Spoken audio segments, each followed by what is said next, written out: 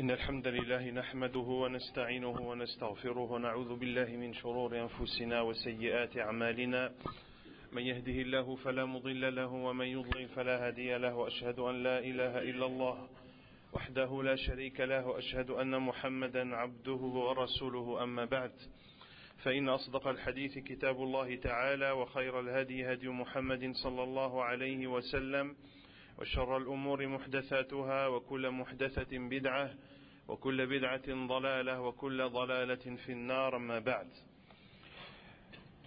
فهذا هو المجلس الرابع عشر من مجالس شهر رمضان ونتحدث فيه بإذن الله عز وجل عن غزوة فتح مكة شرفها الله عز وجل كما كان في هذا الشهر المبارك غزوة بدر التي تحدثنا عنها البارحة التي انتصر فيها الإسلام كان فيه أيضا غزوة فتح مكة البلد الأمين وكان ذلك في السنة 8 من الهجرة فأنقذه الله سبحانه وتعالى بهذا الفتح العظيم من الشرك وصار هذا البلد بلدا إسلاميا حل فيه التوحيد عن الشرك وحل فيه الإيمان عن الكفر وأعلنت فيه عبادة الله سبحانه وتعالى وكسرت فيه أوثان الشرك فما لها بعد ذلك من انجبار. Donc ceci est la 14e assise des assises du Ramadan dans laquelle nous allons parler de la conquête de la Mecque. Durant ce mois du Ramadan, ce mois béni, comme on l'a vu hier, il y a eu la bataille de Badr, dans laquelle Allah subhanahu wa ta'ala a accordé la victoire aux musulmans. Durant ce mois de Ramadan, Allah subhanahu wa ta'ala a également accordé la victoire de la Mecque, la conquête de la Mecque pendant le mois du Ramadan de la 8e année de l'Hégire. Allah subhanahu wa ta'ala a purifié cette terre sainte de toute forme de polythéisme. Cette ville est devenue une terre d'islam dans laquelle règne le tawhid, dans laquelle l'unicité d'Allah subhanahu wa ta'ala a pris place devant le polythéisme. La foi s'est installée à la place de toute forme de mécréance et l'adoration à Allah subhanahu wa ta'ala a été proclamée. Toutes les divinités adorées en dehors d'Allah subhanahu wa ta'ala ont été détruites. Et cette énorme victoire a eu lieu après Sulh al-Hudaybiyah, après le pacte de l'Hudaybiyah, lors de l'année 6 de l'Hégire. Et pour comprendre la conquête de la Mecque, il faut avoir à l'esprit ce pacte de l'Hudaybiyah. Sulh al-Hudaybiyah, الذي تم بين النبي صلى الله عليه وسلم وقريش في السنة 6. وكان من ضمن هذا الصلح أن من أحب أن يدخل في عهد النبي صلى الله عليه وسلم فعل ومن أحب أن يدخل في عهد قريش فعل. Lors de ce pacte de l'Hudaybiyah, parmi les points de ce traité, il y avait le fait que celui ou les tribus qui souhaitaient s'allier au prophète sallallahu alayhi wa sallam pouvaient le faire, de même que les tribus qui souhaitaient s'allier avec les polythéistes de Quraysh pouvait le faire. La tribu de Khuza'a a décidé de s'allier au prophète sallallahu alayhi wa sallam. Quant à la tribu de Banu Bakr, ils sont entrés dans le camp d'appartenance aux polythéistes de la Mecque. Or, il y avait entre la tribu de Khuza'a et la tribu de Banu Bakr, il y avait, avant l'apparition de l'islam, des conflits entre ces deux tribus à cause du prix du sang. À cause du prix du sang, il y avait des personnes tuées et cela avait créé de la crispation entre ces deux tribus de Khuza'a et de Banu Bakr. La tribu de Banu Bakr a décidé de se venger et d'attaquer la tribu de Khuza'a. Or, dans le pacte de l'Hudaybiyah, la tribu qui avait choisi de s'allier avec l'un des camps, que ce soit le camp du prophète sallallahu alayhi wa sallam ou le camp des polythéistes, que celui qui s'attaquait à une tribu alliée à un camp, cela revenait à s'attaquer à ce camp d'appartenance. Banu Bakr ont décidé d'attaquer Khuza'a pour se venger et assouvir leur désir de vengeance. Et Quraysh ont décidé de les aider de façon discrète en leur fournissant des armes. Ils ont alors attaqué la tribu de Khuza'a alliée au prophète sallallahu alayhi wa sallam. Certains sont parvenus à s'échapper et à prévenir le prophète sallallahu alayhi wa sallam des agissements de la tribu de Banu Bakr et de l'aide qui leur a été apportée par les polythéistes de Quraysh. أما قريش فسقط في أيديهم ورأوا أنهم بفعلهم هذا نقضوا عهدهم فأرسلوا زعيمهم أبا سفيان إلى النبي صلى الله عليه وسلم ليشد العقد ويزيد في المدة فكلم النبي صلى الله عليه وسلم في ذلك فلم يرد عليه ثم كلم أبا بكر وعمر ليشفع له إلى رسول الله صلى الله عليه وسلم فلم يفلح. Quraysh se sont rendus compte de la grave erreur qu'ils venaient de commettre. Ils se sont concertés et ont décidé d'envoyer Abu Sufyan, qui à l'époque n'était pas encore converti. Abu Sufyan, radiyallahu anhu, se convertit par la suite, comme on le verra. Ils ont décidé d'envoyer Abu Sufyan à Médine afin de négocier avec le prophète sallallahu alayhi wa sallam, afin de consolider ce pacte de l'Hudaybiyah et étendre sa durée de validité. Il s'est donc rendu à Médine et s'est adressé au prophète sallallahu alayhi wa sallam. Le prophète alayhi salatu wa sallam ne s'est pas adressé à lui et ne lui a aucunement répondu. Puis il est parti vers Abu Bakr afin qu'il intercède en sa faveur auprès du prophète sallallahu alayhi wa sallam. Il n'a trouvé aucun soutien de la part d'Abu Bakr. Puis il est parti voir Omar ibn al-Khattab radiyallahu anhu, qui a refusé toute action de sa part auprès du prophète sallallahu alayhi wa sallam. Puis il s'est adressé à Ali ibn Abi Talib radiyallahu ta'ala anhu, et cela ne lui a été d'aucune utilité. Puis il s'est adressé à Ali ibn Abi Talib en disant: Que dis-tu, ô Abul Hassan?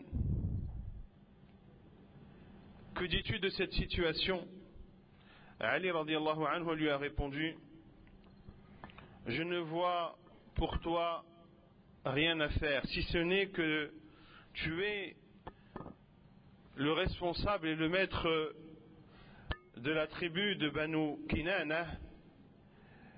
Va les voir et dis-leur que tu leur accordes ta protection. Puis il lui a dit, Abu Sufyan à Ali radiallahu anhu, vois-tu qu'il y a dans ce geste de ma part un quelconque bénéfice? Il a répondu: non, par Allah, mais je n'ai rien d'autre à te proposer. Abu Sufyan est alors parti à sa tribu et leur a proclamé qu'ils étaient sous sa protection. Puis il est parti à la Mecque rejoindre les polythéistes.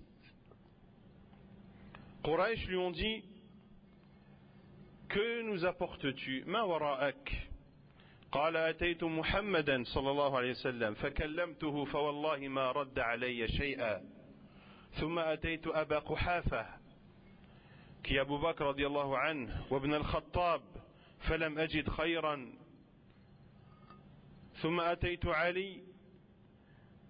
عليا فأشار علي بشيء صنعته أجرت بين الناس قالوا فهل أجاز ذلك محمد قال لا قالوا ويحك ما زاد الرجل يعنون عليا أن لعب بك. Qu'as-tu fait? Il a répondu: je suis parti voir Muhammad, je lui ai parlé et par Allah il ne m'a aucunement répondu. Puis je suis parti voir Abu Quhafa qui est Abu Bakr radiallahu anhu et Ibn al-Khattab, Omar radiallahu anhu, et je n'ai rien trouvé auprès d'eux. Puis je suis parti voir Ali qui m'a suggéré de faire une chose que j'ai faite. Et Quraysh lui a dit: et ce que tu as fait, à savoir de proposer, de donner ta protection à ton peuple, est-ce que Muhammad te l'a autorisé? Il a répondu non. Ils lui ont dit: malheur à toi, cet homme ne s'est qu'amusé de toi, en parlant de Ali radiallahu anhu. Quant au prophète alayhi salatu wassalam, il a ordonné à ses compagnons radiallahu anhum de se préparer au combat. Et il leur a clairement indiqué son intention. Le prophète sallallahu alayhi wa sallam a demandé également aux tribus qui étaient aux alentours de Médine de se joindre à lui. Puis avant de sortir, le prophète alayhi salatu wa sallam a invoqué Allah subhanahu wa ta'ala afin que la nouvelle et les nouvelles de son départ pour la Mecque ne parviennent pas à Quraysh, de manière à ce que le prophète sallallahu alayhi wa sallam puisse les surprendre. Puis le prophète alayhi salatu wa sallam, le 10e jour de Ramadan de cette 8e année de l'Hégire, a quitté Médine avec lui une armée de 10 000 hommes. Et il a laissé derrière lui et a donné la responsabilité des gens de Médine à Abdullah ibn Maktoum radiyallahu ta'ala anhu, qui était l'un de ses mu'adhin. Durant son trajet vers la Mecque, le prophète sallallahu alayhi wa sallam a rencontré à Al-Juhfa son oncle Al-Abbas, accompagné de sa famille et de ses enfants qui avaient quitté la Mecque après s'être convertis. Et dans l'endroit appelé Al-Abwa, il a rencontré alayhi salatu wassalam son cousin Abu Sufyan ibn al-Harith, non pas Abu Sufyan ibn Harb qui était parti à Médine, mais ici on parle bien de Abu Sufyan ibn al-Harith ibn Abd al-Muttalib. De même qu'il a vu son cousin, le fils de sa tante paternelle alayhi salatu wassalam, Abdullah ibn Abi Umayyah, et ces deux faisaient partie de ses ennemis les plus farouches. ils se sont convertis à l'islam et Allah subhanahu et le prophète sallallahu alayhi wa sallam a accepté d'eux leur conversion et a dit en parlant d'Abu Sufyan, j'espère qu'il sera un bon successeur à Hamza radiyallahu anhu qui a péri radiyallahu anhu lors de la bataille de Uhud.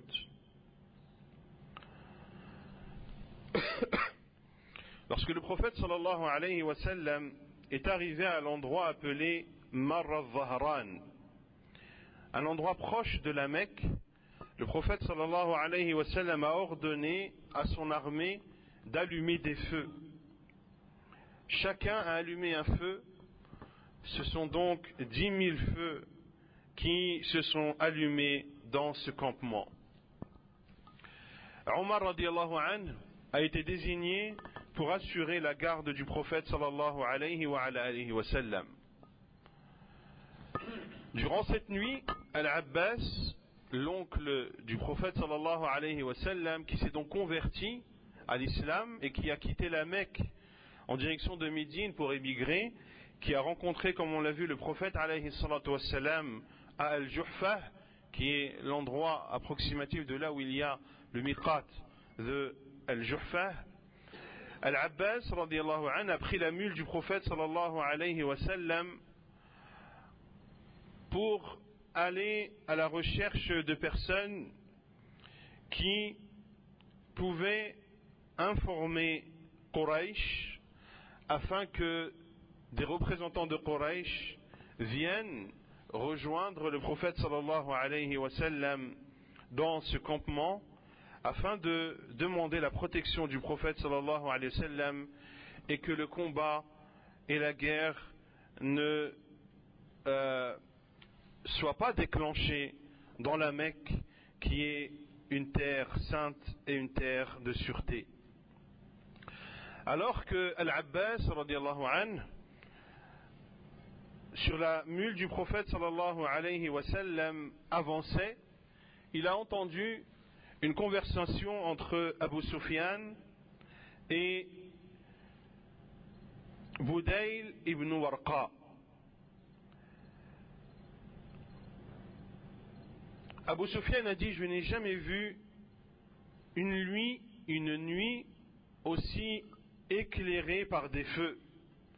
Budayl lui a dit: c'est sûrement la tribu de Khuza'a. La tribu de Khuza'a qui avait, comme on l'a vu, été attaquée par la tribu de Banu Bakr. Ils ont donc pensé que c'était la tribu de Banu Khuza'a qui s'apprêtait à attaquer les polythéistes de la Mecque en guise de vengeance de cette attaque de la tribu de Banu Bakr. Abu Sufyan, comme on l'a vu hier, était un homme extrêmement futé, extrêmement rusé. Et il a dit, en répondant à Budayl ibn Warqa, Khuza'a ne sont pas aussi nombreux. Al-Abbas, lorsqu'il a entendu cette conversation, a reconnu la voix d'Abu Sufyan. Il lui a dit: ô Abu Sufyan, qui a répondu: qu'as-tu, ô Abu al-Fadl, qui était la kunya de Al-Abbas radiyallahu anhu, l'oncle du prophète sallallahu alayhi wa sallam. Al-Abbas a répondu: il y a ici le prophète sallallahu alayhi wa sallam. Le prophète est présent dans ce campement. Al-Abbas lui a dit: quelle est donc la solution? Al-Abbas lui a dit: monte avec moi sur la mule, je vais t'amener au prophète sallallahu alayhi wa sallam et je demanderai qu'il t'accorde sa protection. Il a apporté au prophète sallallahu alayhi wa sallam, qui s'est adressé à lui en lui disant: Wayhaka ya Aba Sufyan, pauvre de toi, ô Abu Sufyan, le moment n'est-il pas venu que tu saches qu'il n'y a d'autres divinités qui ne méritent d'être adorées qu'Allah? Abu Sufyan a fait preuve de réticence. Et le prophète sallallahu alayhi wa sallam lui a dit: le moment n'est-il pas venu que tu saches enfin que je suis le prophète d'Allah et son envoyé? Abu Sufyan faisait encore preuve de réticence face à cet appel du prophète sallallahu alayhi wa sallam. Et Al-Abbas lui a dit: pauvre de toi, ô Abu Sufyan, convertis-toi et atteste l'attestation de vérité. Abu Sufyan s'est alors converti à l'islam et a proclamé l'unicité d'Allah subhanahu wa ta'ala et que le prophète alayhi salatu wassalam était son prophète et envoyé. Puis le lendemain, le prophète sallallahu alayhi wa sallam a ordonné à Al-Abbas de partir avec Abu Sufyan dans un endroit élevé à proximité de ce campement, afin que toutes les tribus et cette armée de 10 000 hommes passent en revue devant Abu Sufyan. Les tribus passaient les unes après les autres, chacune avec son étendard, devant Al-Abbas et à ses côtés Abu Sufyan. Et Al-Abbas informait au fur et à mesure du passage des différentes tribus, il informait Abu Sufyan de qui était cette tribu et qui était à leur tête. Puis est passée une tribu qui était la plus nombreuse. Abu Sufyan a dit: Al-Abbas, qui est cette tribu? Il a répondu: Haoula il-Ansar, alayhim Sa'd ibn Ubadah, ma'ahu ar-rayah. Ce sont les Ansar. À leur tête, il y a Sa'd ibn Ubadah, radiyallahu ta'ala an, qui porte l'étendard. Et lorsque Sa'd, radiyallahu an, est passé à proximité d'Abu Sufyan, il lui a dit: Aba Sufyan, al-yawm yawmul malhmah. Aujourd'hui, c'est le jour des échauffourées. Et aujourd'hui, nous allons libérer la Kaaba. Autrement dit, c'est un jour de guerre et un jour de combat. Puis est venu un groupe qui était constitué d'un nombre moindre de personnes, qui était le groupe du prophète alayhi salatu wassalam, ainsi que ses compagnons rapprochés radiyallahu anhum. Leur étendard était porté par Az-Zubayr ibn al-Awwam, radiyallahu ta'ala anhu. Lorsque le prophète sallallahu alayhi wa sallam est passé à proximité d'Abu Sufyan, Abu Sufyan lui a fait part des paroles de Sa'd ibn Ubadah radiyallahu anhu. Il lui a dit: est-ce vrai que tu vas t'en prendre à ton peuple et que tu vas l'attaquer? Le prophète sallallahu alayhi wa sallam a répondu que Sa'd a fait une erreur et que c'est un jour dans lequel Allah subhanahu wa ta'ala allait immensifier sa Kaaba et allait honorer la tribu de Quraysh. Puis le prophète sallallahu alayhi wa sallam a ordonné à ce que l'on retire l'étendard de Sa'd ibn Ubadah et qu'elle soit donnée à son fils. Car le prophète sallallahu alayhi wa sallam,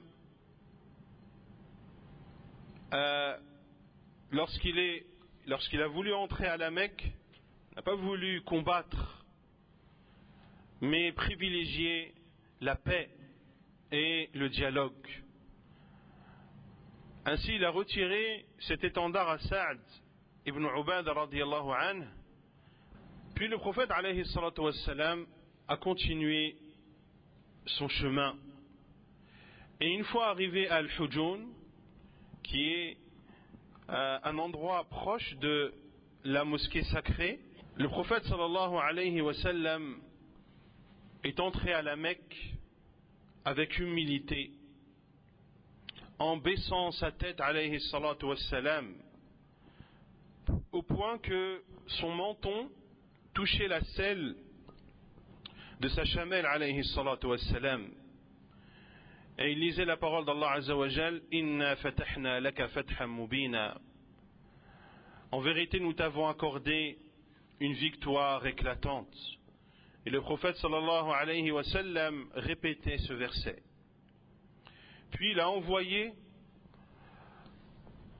dans les deux extrémités de la Mecque, Khalid ibn al-Walid d'un côté et Az-Zubayr ibn al-Awam de l'autre, radiyallahu ta'ala anhuma.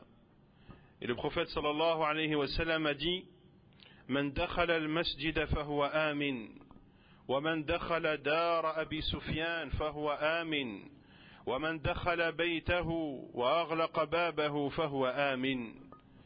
Et le prophète sallallahu alayhi wa sallam a dit, celui qui entre dans la mosquée sera en sécurité. Celui qui entre dans la maison d'Abu Sufyan sera en sécurité. Celui qui entre dans sa demeure et ferme la porte de chez soi sera en sécurité. Puis le prophète sallallahu alayhi wa sallam a continué son chemin jusqu'à arriver à la mosquée sacrée de la Mecque. Il a fait le tawaf autour de la Kaaba, au-dessus de sa chamelle sallallahu alayhi wa alayhi wa sallam. Et autour de la Kaaba, il y avait 360 statues.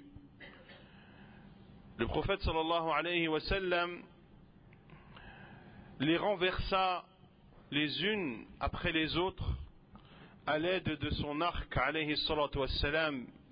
Et il récitait la parole d'Allah azza wa jal, وَقُلْ جَاءَ الْحَقُّ وَزَهَقَ الْبَاطِلِ إِنَّ الْبَاطِلَ كَانَ زَهُوقًا. Et il récitait la parole d'Allah azza wa jal, قُلْ جَاءَ الْحَقُّ وَمَا يُبْدِئُ الْبَاطِلُ وَمَا يُعِيدُ.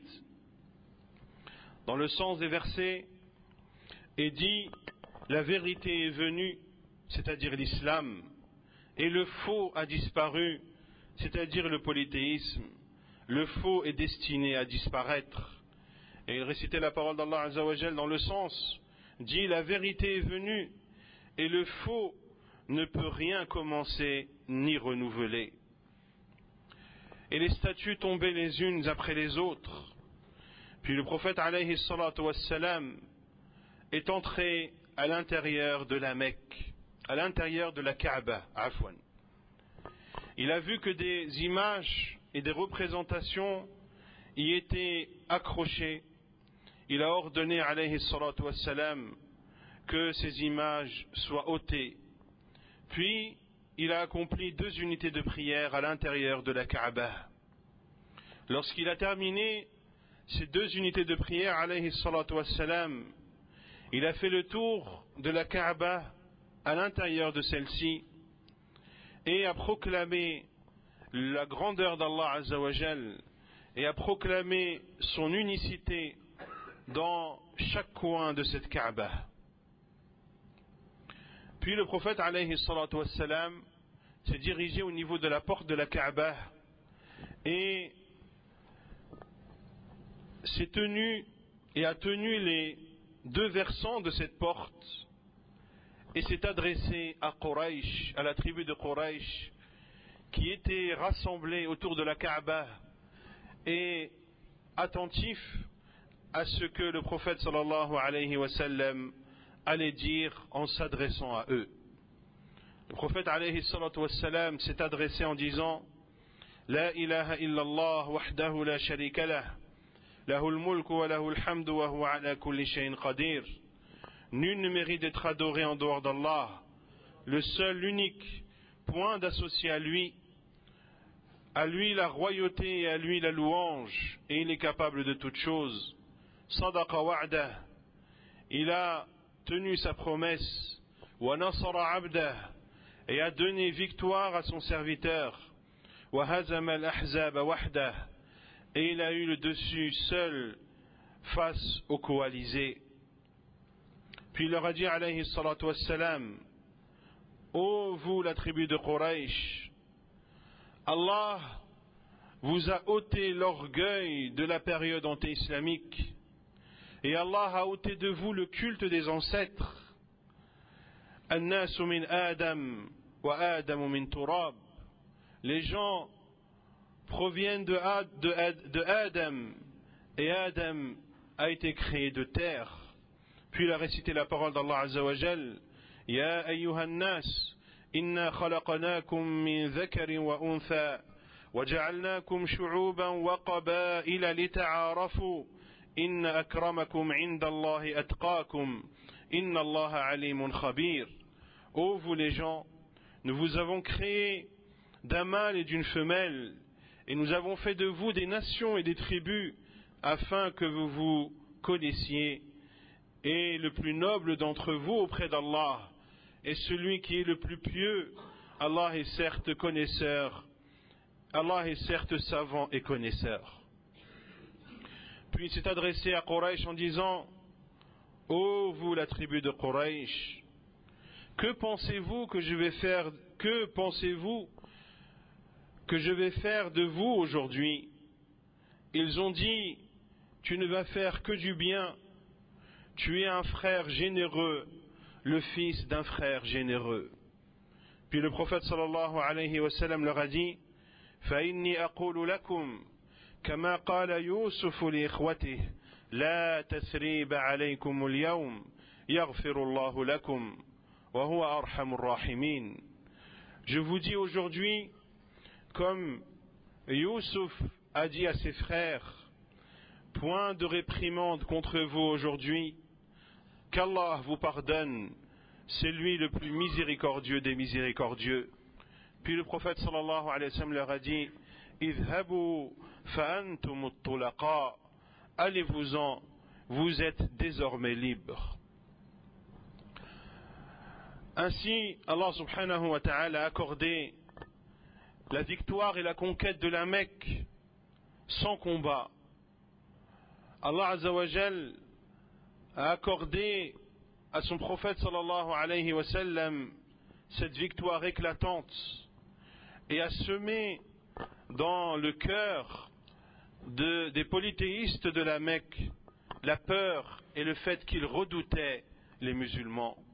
Pour cela, d'ailleurs, qu'ils ont envoyé Abu Sufyan, car ils ont pris conscience de l'énorme erreur qu'ils venaient de faire et de la trahison de ce pacte qu'ils avaient pourtant conclu avec le prophète sallallahu alayhi wa sallam.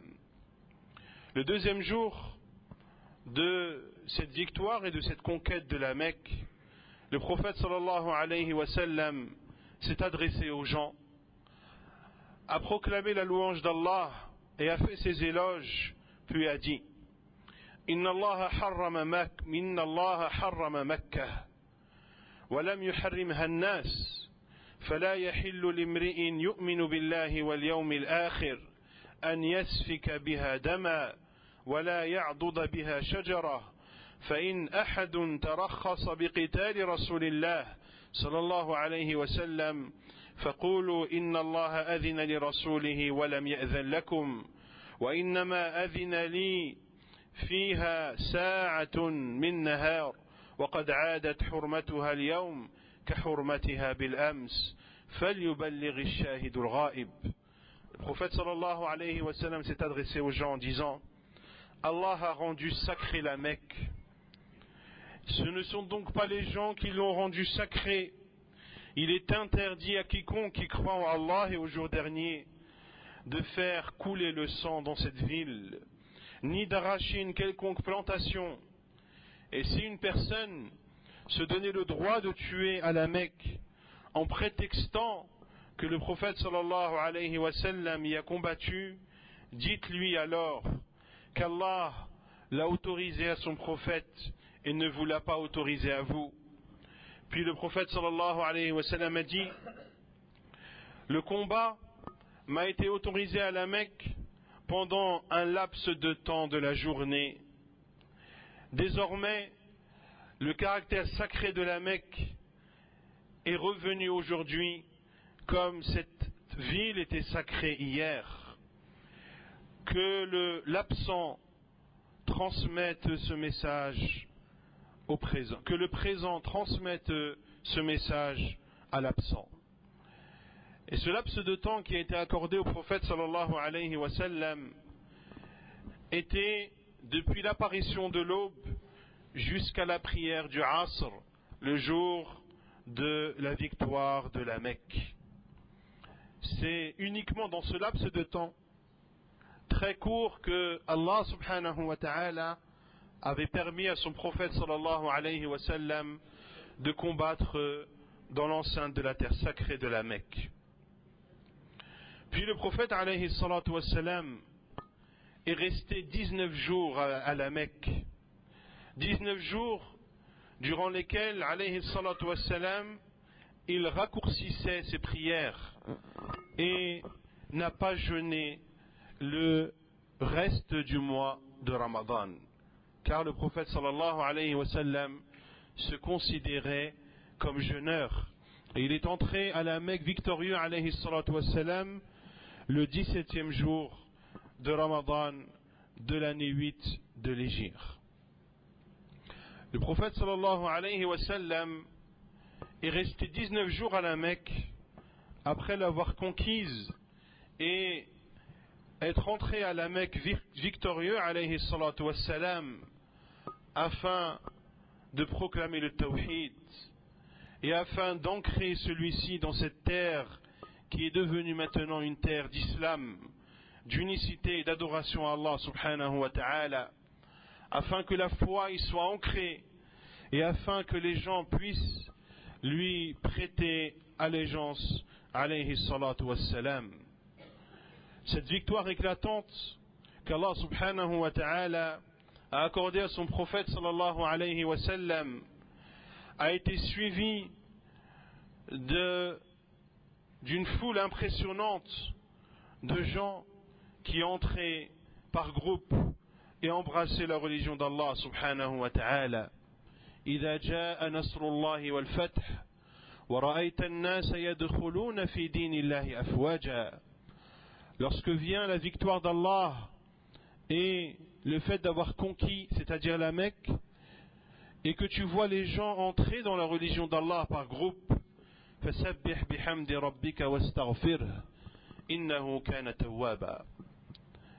Proclame la pureté de ton Seigneur et demande-lui le pardon, car c'est lui le grand pardonneur subhanahu wa ta'ala. Les gens sont alors entrés dans la religion d'Allah subhanahu wa ta'ala par groupe, en grande quantité, et cette ville est devenue une ville dans laquelle Allah subhanahu wa ta'ala y est adoré, dans laquelle l'unicité d'Allah subhanahu wa ta'ala y est proclamée et dans laquelle le livre d'Allah subhanahu wa ta'ala y est appliqué. C'est devenu le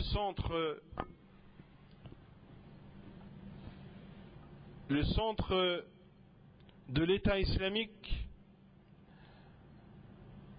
et la louange appartient à Allah subhanahu wa ta'ala qui a fait de cette ville l'emblème de l'islam et la capitale des musulmans, et ceci jusqu'au jour dernier. Sallallahu azza wa jal an yu'allimana ma jahilna wa an yanfa'ana bima 'allamana innahu jawadun karim. wa sallallahu wa sallama wa baraka ala nabiyyina Muhammad wa ala alihi wa sahbihi ajma'in wa akhiru da'wana anil hamdulillahi rabbil alamin.